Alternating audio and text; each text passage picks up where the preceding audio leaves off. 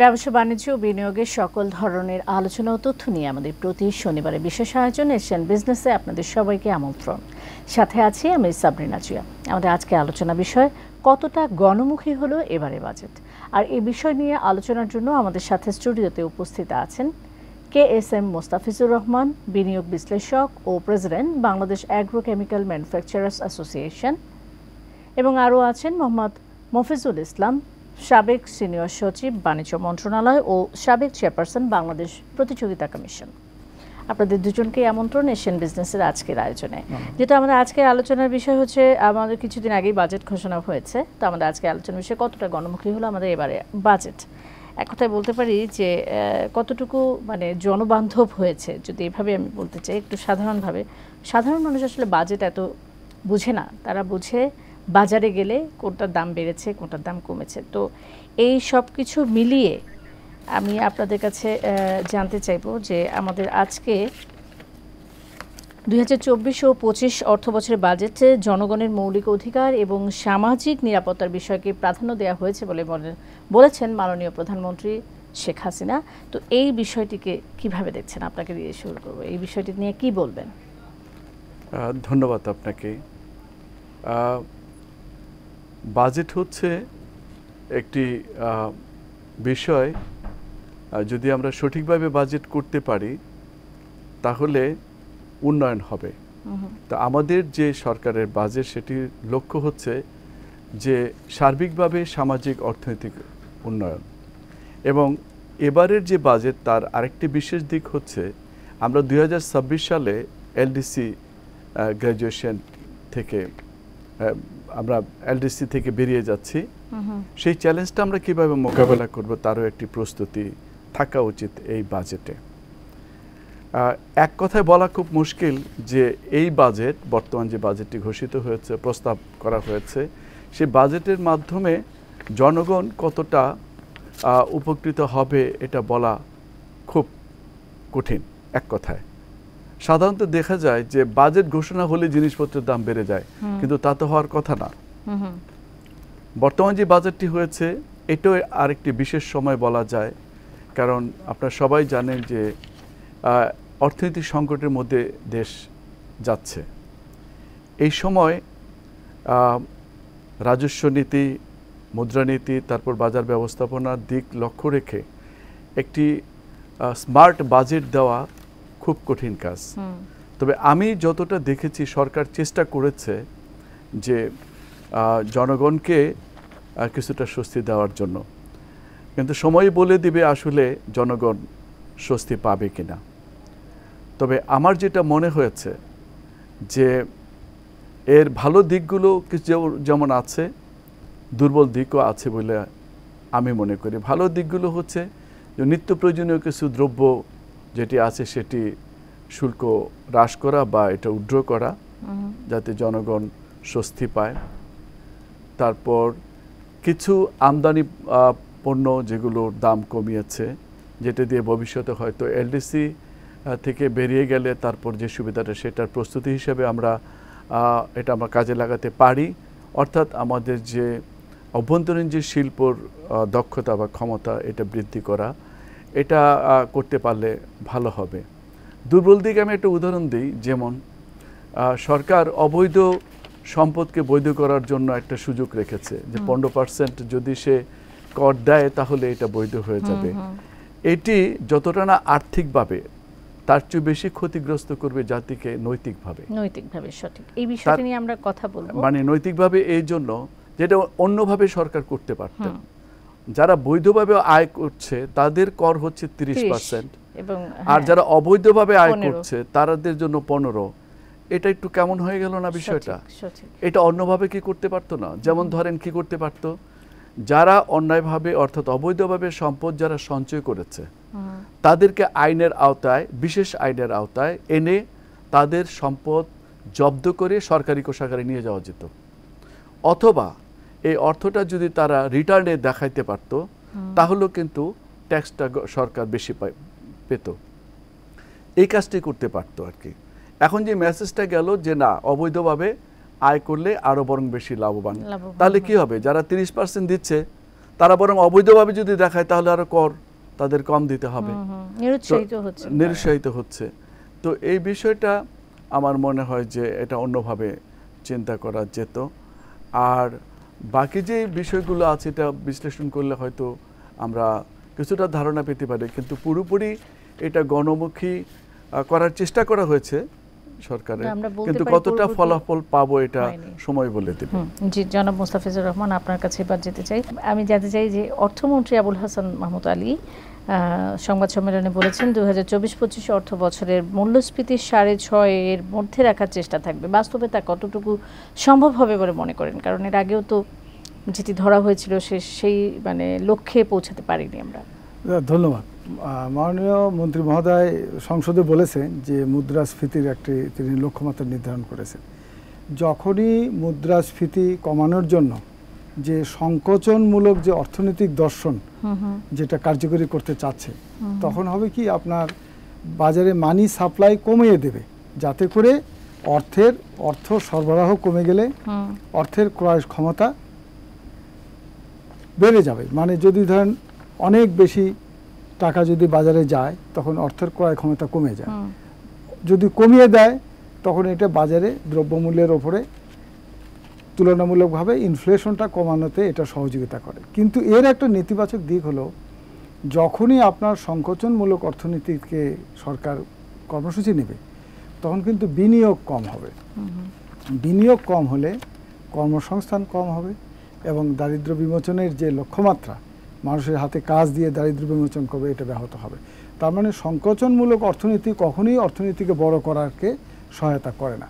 কিন্তু ইনফ্লেশন যেহেতু এখন একটা অন্যতম প্রধান গুরুত্বপূর্ণ বিষয় সরকারের সামনে, বাজারে মানুষ টাকা নিয়ে যে পরিমাণ পণ্যের দাম একই লিস্ট ধরে 2 মাস আগে যে দামে কিনতে পেরেছে ওই লিস্ট নিয়ে যে তার অনেক বেশি টাকা লাগছে, এটাকে সংকোচনমূলক অর্থনীতি ছাড়া এই ইনফ্লেশন কমানোর আর কোনো উপায় নেই। আচ্ছা, ব্যয় সংকোচনটা আসলে কাদের জন্য?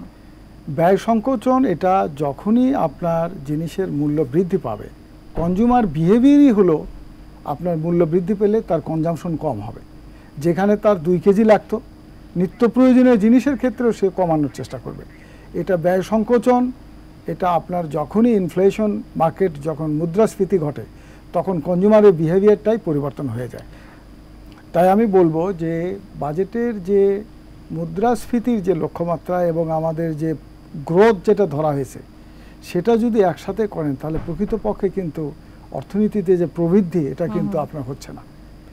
আচ্ছা, মূল্যস্ফীতি কমলে কি বর্ধিত মূল্যস্তর কমবে? মূল্যস্ফীতি যদি কমে যায় তাহলে ধরুন আপনি একই যে তালিকা নিয়ে বাজারে আপনি গেলেন 2 দিন আগে, এখন ধরুন আমাদের 10% মূল্যস্ফীতি, অর্থাৎ আপনাকে তুলনামূলকভাবে বেশি দামে পণ্য ক্রয় করতে হচ্ছে।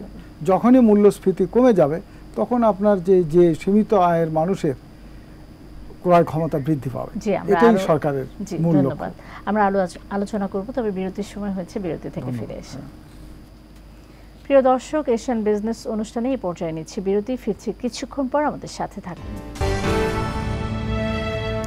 বিরতির পরে আবারও আমন্ত্রণ প্রিয় দর্শক, আপনারা দেখছেন এশিয়ান বিজনেস, সাথে আছি সাবরিনা জিয়া। আমাদের আজকের আলোচনার বিষয় কতটা গণমুখী এবারের বাজেট। আমরা আবারও আলোচনায় ফিরব। জনাব মফিজুল ইসলাম, আপনার কাছে আমি এবার জানতে চাই যে বাজেটে যে সকল পণ্যের দাম কমেছে তার সাধারণ জনগণের সাথে কোনো রকম বলতে পারি যে সম্পৃক্ততা মোটামুটি একদমই নেই বা কম, এ বিষয়ে আপনি কি বলবেন? একদম নেই তা বলা যাবে না। সরকার চেষ্টা করেছে জনগণের, বিশেষ করে নিত্য প্রয়োজনীয় যে দ্রব্য আছে, যেমন ধরেন চাল, তারপর চিনি, তেল, এগুলোর দাম মানে এগুলোর কর কমিয়ে দিয়েছে বা উড্র করা হয়েছে, যে কারণে হয়তো আপাত দৃষ্টিতে মনে হয় যে এটা একটা সুফল পাবে জনগণ, কিন্তু বাস্তবে কতটা হবে আমি একটু সন্দিহান। কারণ এখানে অন্য একটা বিষয় কাজ করে, সেটি হলো যে আমরা লক্ষ্য করেছি এটা একটা সাধারণ ট্রেন্ড যে প্রতি বছরই জিনিসপত্রের দাম বাড়ে এবং একটা সিন্ডিকেট কাজ করে। সেখানে সরকারের যে চেষ্টা সেটা যে সফল হবে এমনটা আমি মনে করছি না। সরকার আরও কিছু ভালো কাজ করেছে, যেমন অবকাঠামোগত উন্নয়ন যেটা, অর্থাৎ উন্নয়ন বাজেট যেটা, সেটা কিন্তু কমিয়েছে সরকার। ফলে এখান থেকে কিছু সাশ্রয় সুবিধা সরকার পাবে। আবার রাজস্ব বাজেটের যে অংশটি সেটা ইচ্ছে করলে সরকার কিছুটা কমিয়ে আনতে পারে, কিন্তু মূল চ্যালেঞ্জ হবে যে মূল্যস্ফীতি কতটা কমাতে পারবে এইটা উপর নির্ভর করছে যে জনগণ কতটা সুবিধা ভোগ করতে পারবে। যদি মূল্যস্ফীতি কমাতে না পারে তাহলে জনগণের আয় কিন্তু সীমিত, বিশেষ করে যারা সীমিত আয়ের মানুষ তাদের উপর যে চাপটা সেটা কিন্তু থেকেই যাবে। সুতরাং সরকারকে আয়ের উৎস, এমন আয়ের উৎস বের করতে হবে যেটা জনগণের উপর পরোক্ষ বা প্রত্যক্ষভাবে চাপ পড়বে না। যেমন যদি বিনিয়োগ বাড়াতে পারে সরকার তাহলে হয়তো কিছুটা সুবিধা পেতে পারে। তারপর যদি ঋণ সহজ শর্তে যদি ঋণ নিতে পারতো সরকার, যেটা বলা হচ্ছে যে ব্যাংক থেকে লোন নেবে সরকার, তো সেখানে আবার সমস্যা আছে, সব লিকুইডিটির প্রবলেম দেখা দিতে পারে। কারণ জনগণ যদি আবার কোনো কারণে আতঙ্কগ্রস্ত হয়ে যদি টাকা তুলে ফেলে তাহলে সেই জায়গাটাও একটা সমস্যা রয়েছে। তারপর যে সমস্যাটা আরও সেটা হলো প্রায় 14% সুদ সরকারকে পরিশোধ করতে হচ্ছে। কিছু বাধ্যবাধকতার মধ্যে সরকার পড়ে যাচ্ছে যেগুলো কোনো উপায় নেই। মূলত যেটা আর্থিক সংকট যেটা দেখা দিয়েছে, একটা চ্যালেঞ্জের মধ্য দিয়ে আমরা যাচ্ছি। এটা সহজে আমরা এই সমস্যা থেকে বেরিয়ে আসতে পারবো বা জনগণ একেবারে এই বাজেট থেকে বড় ধরনের কোনো সুবিধা পাবে বলে অন্তত আমি মনে করছি না। এবারে বাজেটের যেটা অর্থায়ন, যেটি মূল চ্যালেঞ্জ সরকারের জন্য, এটি সম্পর্কে যদি একটু বিস্তারিত বলেন আপনার কাছে। সরকারের তো বাজেটের মূল উৎসই হলো আপনার এনবিআর, আর নন এনবিআর সামান্য কিছু ইনকাম আছে। এনবিআর এর ইনকাম হলো যেমন ধরুন ব্যক্তিগত কর, ব্যবসা বাণিজ্যের যে ট্যাক্স, তারপরে ভ্যাট, এগুলোই হলো সরকারের ইনকামের হলো মূল জায়গা। আর নন এনবিআর এর মধ্যেও কিছু সার্ভিসেস গভর্নমেন্টের যেগুলো সার্ভিস জেনারেল পাবলিক যেগুলো কনজিউম করে সেখান থেকেও কিছু আসে। তো যেটা লক্ষ্যমাত্রা নির্ধারণ করা হয়েছে সেটা, এটা ছাড়া তো উপায়ও নাই। গভর্নমেন্টের সক্ষমতা কিন্তু হলো এনবিআর এর সক্ষমতাই হলো যে কর আহরণের যোগ্যতাই হলো সরকারের সফলতা। তো সেখানে 5 লক্ষ কোটি টাকার উপরে হলো আপনার এনবিআর এর রাজস্ব আহরণের লক্ষ্যমাত্রা নির্ধারণ করা হয়েছে। এটা যদি বিনিয়োগ যদি যথাযথ হয়, আমাদের দেশে তো ডাইরেক্ট ফরেন ইনভেস্টমেন্ট তো আপনার উল্লেখযোগ্য হারে আসছে না, এগুলো আসলে এনবিআর এর পক্ষে এটা আদায় করা সহজ হবে। আবার যদি আপনি হিসাব নিকাশ করে যদি বলি, আমাদের এই যে প্রায় 10 কোটি মানুষের যদি কর দেবার মতো সক্ষমতা আছে, সেখানে কিন্তু মাত্র 20 লক্ষ মানুষ ইনকাম ট্যাক্স রিটার্ন দাখিল করেন। এটা জিডিপির সাইজের সাথে, আমাদের ন্যাশনাল ইনকামের সাথে যদি আমরা করের রেশিও দেখি তাহলে কিন্তু সাউথ এশিয়ার মধ্যে বাংলাদেশই সবচেয়ে কম। শতকরা 8 টাকাও আসে না জিডিপির রেশিও অনুযায়ী, 8-এর কম। এটা আমাদের এই এনবিআর এর সক্ষমতা বৃদ্ধি করা ছাড়া দেশের স্বয়ংসম্পূর্ণতা অর্জন করা সম্ভব নয়। আবার যদি দেখুন যে আমাদের দেশের সফলতার জায়গাটা কিন্তু, আমরা যে বাজেট যে এত বড় নিতে সক্ষম হয়েছি, এর মূল কারণই কিন্তু এনবিআর ইনকাম তারা বাড়াতে পেরেছে। আর যেটা অভ্যন্তরীণ লোন অথবা বহির্বিশ্ব থেকে আমরা যেটা লোন নেই, এটা কিন্তু 4-5% কিন্তু দীর্ঘ সময় ধরেই এরকম এটা ছিল। আমি একটা কথা এই সুযোগে বলি, বাজেট হলো সরকারের রাজনৈতিক এবং অর্থনৈতিক দর্শনের প্রভাব পড়বে বাজেটে। তা আমাদের বর্তমান সরকার এবং বঙ্গবন্ধু জাতির পিতা বঙ্গবন্ধু শেখ মুজিবুর রহমান চেয়েছিলেন ক্ষুধামুক্ত, দারিদ্র্যমুক্ত, বৈষম্যহীন একটি শোষণমুক্ত সোনার বাংলা। আপনি যদি এই ক্ষুধা, দারিদ্র্যমুক্ত এবং বৈষম্যহীন সমাজ ব্যবস্থা চালু করতে চান, তাহলে সরকারের রাজনৈতিক উদ্দেশ্যটাকে সুস্পষ্টভাবে বাজেটে বলতে হবে যে আমি এই সেক্টরে আমি এই 5 বছরে বা আমি এই কয়েক বছরে আমি একটা অভাবনীয় পরিবর্তনের আমি অঙ্গীকার নিয়েছি। সরকার যেমন সামাজিক নিরাপত্তায় 1 লক্ষ কোটি টাকার উপরে দিয়েছে, এটা তো মানুষকে দান ভিক্ষা দেওয়া, এটা স্বয়ংসম্পূর্ণতা তো নয়। কিন্তু আমরা ধন্যবাদ জানাই, কৃতজ্ঞতা জানাই, মাননীয় প্রধানমন্ত্রী অসহায় মানুষের জন্য এটা করেছে।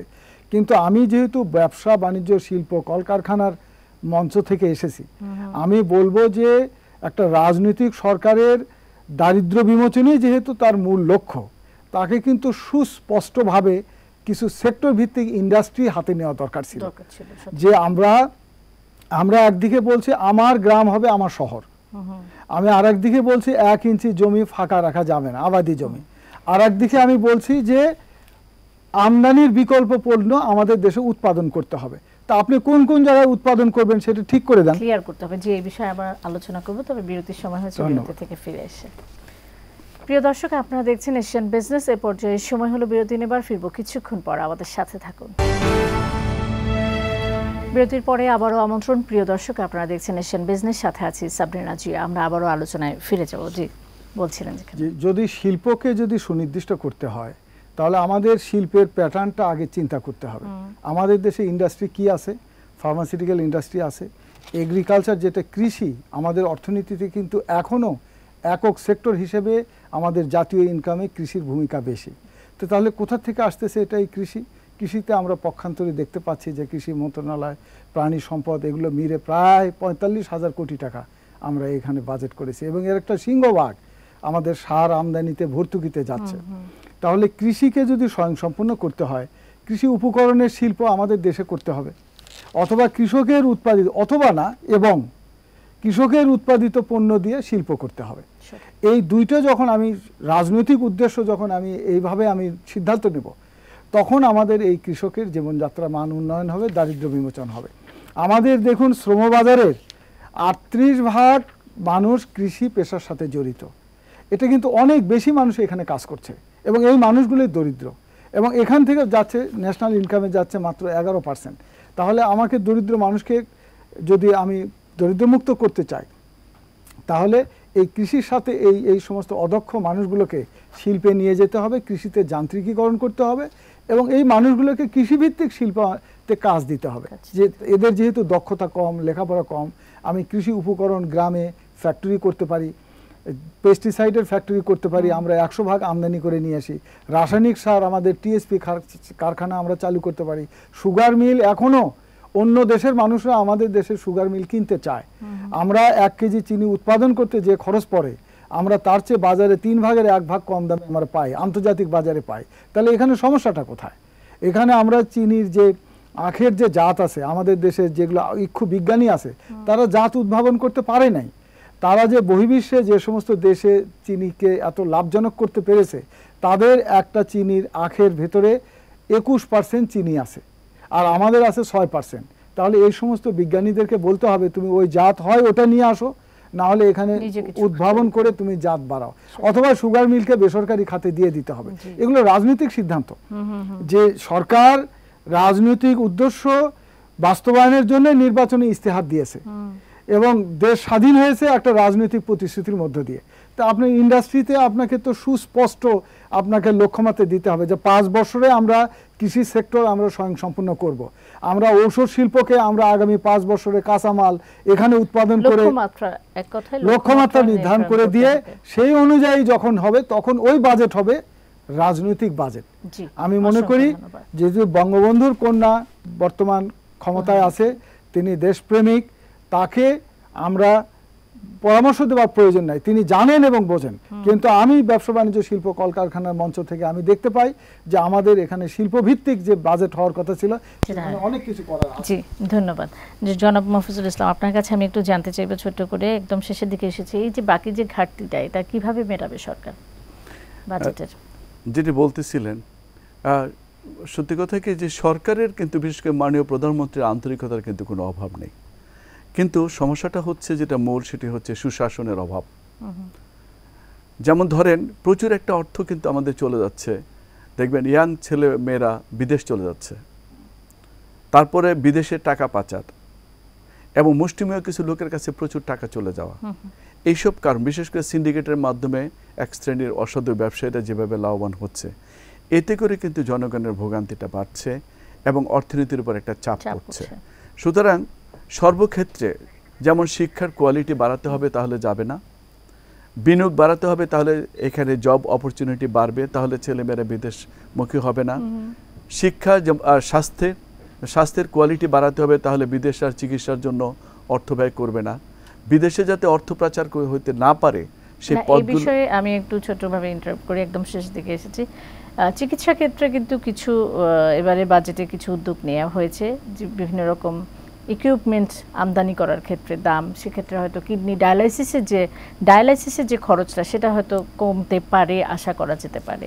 কিন্তু বিভিন্ন ধরনের সেই সেক্টরে ডায়ালাইসিসের যে সার্ভিস দিবে তারা যদি সিন্ডিকেট করে তখন তো আপনি সার্ভিস পাবেন না। সঠিক।